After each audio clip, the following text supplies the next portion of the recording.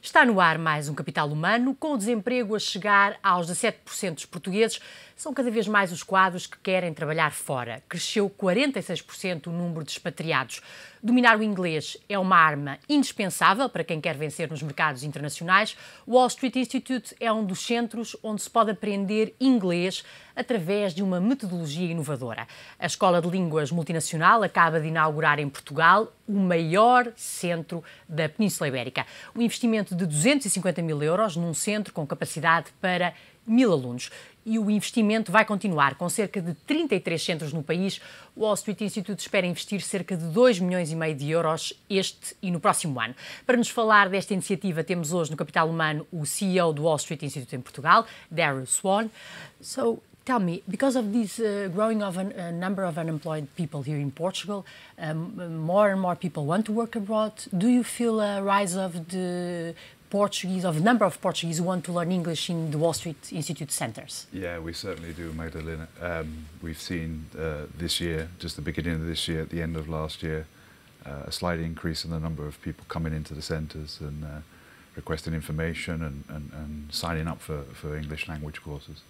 And do you have special offers for someone who wants to work abroad, that want to learn very quickly English? We do, yeah. We have something called a super intensive course. Our courses are very flexible, so people can go basically as fast as they need to, and everybody's needs are different, as you can imagine. So yes, we do. And how long does it take to learn English in that kind of courses? Well, the average person can reach a pretty good level of fluency, a level that experts consider to be able to live in an English-speaking country in about a year and a half, with the average kind of dedication to study time. There's some people that take 2 years, some people are very quick, but an average of about a year and a half. To know how to live and how to write and talk and understand everything. Exactly, to have all the basic skills, and I think once they're living in the country, they obviously build on those skills and get far more fluency than they can do being outside of the country. But yes. And do you think Portuguese? Some people said Portuguese can learn language very easily. I don't know, because of our history and our culture. Yeah. Do you think so? Yeah. Compared to other people from other countries? Yeah, I totally agree. I mean, fortunately, from my position, I can see those statistics on the differences between different countries, not just the statistics that Wall Street Institute produces, but the industry produces. I also have experience in other countries working with the same group, and definitely the Portuguese have historical reasons for this.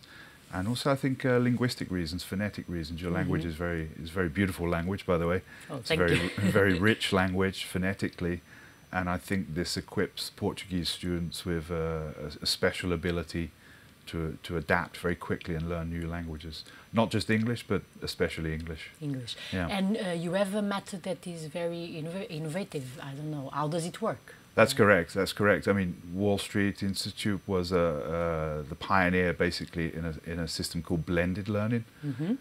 Blended learning in English language. This combines multimedia today online together with the presential classes. So it allows people to really go as fast as they would like, as slow as they'd like, to repeat, to go backwards, to go forwards.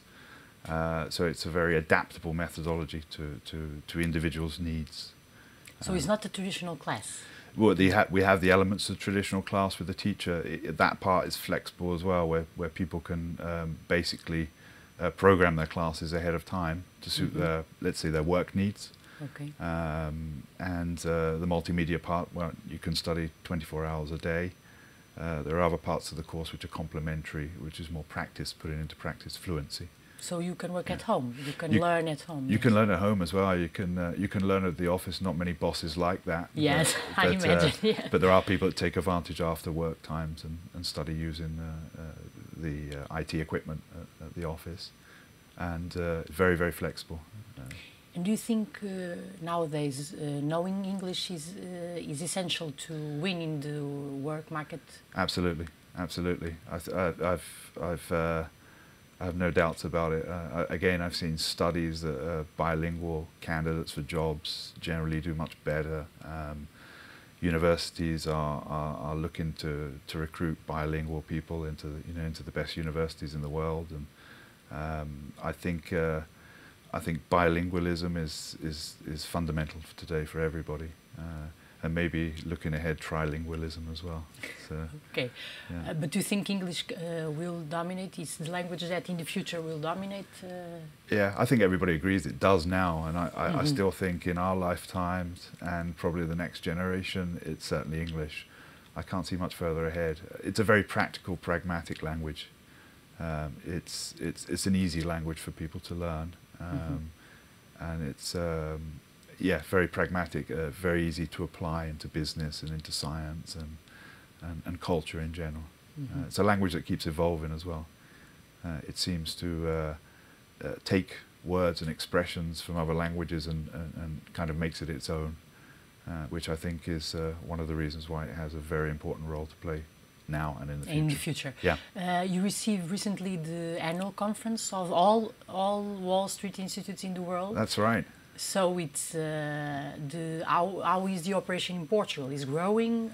Yeah, the operation in Portugal has had some growth, which under the current circumstances is something we're very proud of. The growth hasn't been huge, but there's been growth. One of the reasons why the international holding company decided to hold the annual conference here in Portugal was firstly because it's a beautiful country. Everybody knows that. We were fortunate to have a wonderful week of sun in February during the week of the conference. But it's also a country that is very, very important for the group in terms of its overall impact in number of students and the maturity of the market. The mind share of the brand in Portugal is very, very strong. So yeah, we're very, very proud to have 27 countries come into Portugal. I have my own agenda there of getting some tourism dollars and euros spent in Portugal, which I think everything helps with the current situation we have. And the event was fantastic. In fact, the chief executive officer of the international group stated very clearly towards the end of the event it was the best venue and the best conference in a long history of these annual international conferences. So it was an excellent week for us. Yeah. And you opened recently a big center, the biggest in the Iberian Peninsula. Yes. Yeah. I think it may be one of the biggest in Europe as well. And yes, we opened the center just at the end of last year in the Saldanha area. The center is beautiful. We've invested a lot in technology, in interactive technology, in comfort for our customers. Decoration is wonderful. It's built along a line of a kind of a new interior design concept, very modern, very accommodating. The smell of fresh coffee and English language sort of blends well together there. And it's doing very, very well. Of course, it was a showpiece as well for us to exhibit to the 27 Wall Street countries that came, and everybody that works for our organization, both inside of Portugal and outside of Portugal, is very, very proud of it. It's beautiful. Yeah. And you plan to invest more than 2 million in the next 2 years, this year and next year? Sure, we do. I mean, at the moment we're in the middle of that investment program. That we've opened some centers in 2012. We're busy refurbishing and remodeling some of the centers. We see a direct relationship between this ongoing investment pattern and keeping customers very, very happy, very, very focused on the English language learning programs, and all of that I think really translates into a healthy business going forward. And I think it's part of a cycle as technology changes and customers' needs and tastes change. We need to be ahead of that and make sure that we're giving them exactly what they need and exactly the tools they need to continue learning English and going out into the world and being successful, we hope. So. And you will have to hire more people this year, yes? Yes, we will, yeah, which is a fantastic piece of news, and again, something we're very, very proud of. The fact that we'll be hiring and training some new teachers into our system. And the other main area of recruitment that will be going on, which will increase the number of people we have working for us, is in the area of customer services and customer management. So yes. And how many people do you expect to hire this year? In 2013, I think we'll throughout the year we'll hire an extra 20 people, 20 people, possibly 25 people as we go forward. Yeah. Mainly teachers. Mainly teachers and customer services experts. Yeah, yeah. Okay, and the teachers have to be native speakers or no? They can be Portuguese that know very well English? Well, we have a mixture right now. We have a mixture of Portuguese, let's say Portuguese international people, a lot of Portuguese who have, let's say, some South African background, some Canadian background. So they tend to, it's interesting talking about the economic cycles. They tend to be the children of people that emigrated, back in the 60s, and they grew up in English-speaking countries. They came back to Portugal in the 90s, and so they're totally bilingual, very, very well qualified professional teachers. The other group of teachers we have are, in fact, some, let's say, native English speakers that their Portuguese language is not as strong, but they're qualified teachers that come from Anglo-Saxon countries. Yeah. Okay. In 2014, do you think you will hire more people also? We hope to. We hope to. Yeah, we hope to see expansion in some parts of our business, which fortunately will enable us to hire more people and keep growing the business and keep adapting to the market needs. So I definitely think that's a trend that's going to continue. Yes. And what do you think? You come from United Kingdom. What do you think about the crisis here in Portugal? What do you think are the main reasons, and when do you expect we go out of this crisis? Well, so my observation is I get to travel a lot with my business, and I think sometimes in Portugal we're a little guilty of only thinking that this crisis is going on just in Portugal. There's different levels of severity, obviously. But I just come back from the UK yesterday, in fact, and I was quite shocked to see that things are not very easy in the UK. Also? UK. Yeah.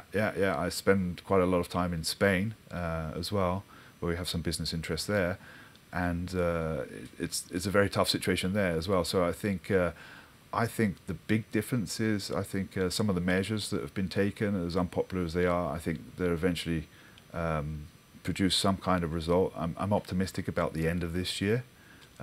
What I'm most optimistic about is the kind of discipline and the resolve of the Portuguese people to get through this, and that's something I'm not seeing in other countries. I'm seeing more of a spirit that we have to get through this. We have to. What we're trying to do in our own company is invest a little bit to move ahead, and to if we all pull together, I think we can see some changes coming our way at the end of this year. At the end of this year, do you think that's the time when we go out of the crisis, maybe? Yeah, going out of the crisis is a difficult one to ask, but to definitely see some improvement. I don't know what point it stops being a crisis and what point it starts being prosperity. But we certainly, I think we're taking some steps in the right direction, and I think we'll see that materialise. Hopefully that materialises at street level, where ordinary people feel the change and feel some stability again. I think we all need that. So and the business for Wall Street Institute here in Portugal is very good. So you have a big revenue this year. Last year we did quite well. Our revenues last year for Portugal were about 11.5 million euros. We were very, very pleased at that. And we hope to improve that a little bit over the next 12 to 24 months as well.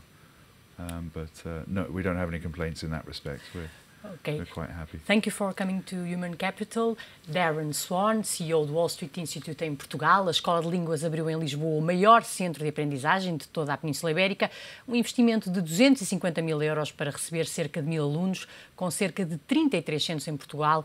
O Wall Street Institute deverá investir cerca de 2,5 milhões de euros este e no próximo ano e prevê contratar cerca de 20 pessoas. Já sabe, pode encontrar mais ofertas de emprego e formação todas as segundas-feiras no suplemento Universidades e Emprego do Diário Económico. Voltamos na próxima edição com mais um tema de capital humano, o recurso mais importante de qualquer empresa, ou economia de sucesso.